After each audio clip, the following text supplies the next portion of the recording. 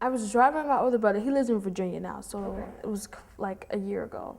And the police, we were on the expressway, we're driving, and he had like a Grand Dam, like it was like I guess a drug dealer car, I don't know. But the police pulled us over, and then the first cop came, and it was like, he pulled him over. My brother's like, what did I do? My brother's like kind of a nerd, so he's like, what did I do? What did I do? I'm in the car like, okay, calm down, calm down. And then they pulled us over, and then the cop came, and then he was like, oh, you didn't turn your signal on, something so minor. So then he was like, oh, can you please get out the car, please? And then he was like, you too, miss. And I'm guessing he thought I was his girlfriend or something. So he checks my brother. Everything. He checks him, pat him down, and then two other cars come up, and they were all guys. So my brother said they wasn't supposed to check me, and they was like touchy, and I was just uncomfortable completely. And then they raided his car. He was from Virginia, so he had all his suitcases in the car. They took all his stuff out, looked in it, and it was just like completely uncomfortable. Then they put us in the back of the car. Like, I'm like, what did I do? I didn't do anything. What did he do? But, it was like kind of creepy. I never thought they would like take something so small to be something so big.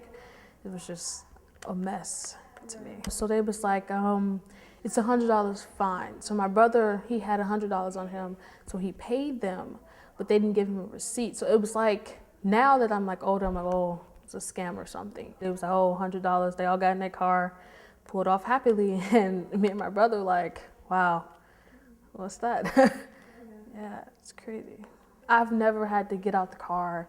I've never had to get searched. I think because of the neighborhood we were in, so then they go, oh, you trying, and how many police officers was, and I guess it's had something to do with him being a male and African American. It was just completely terrifying for me. Because the more they came up, the lights, it was a mess. It was a mess.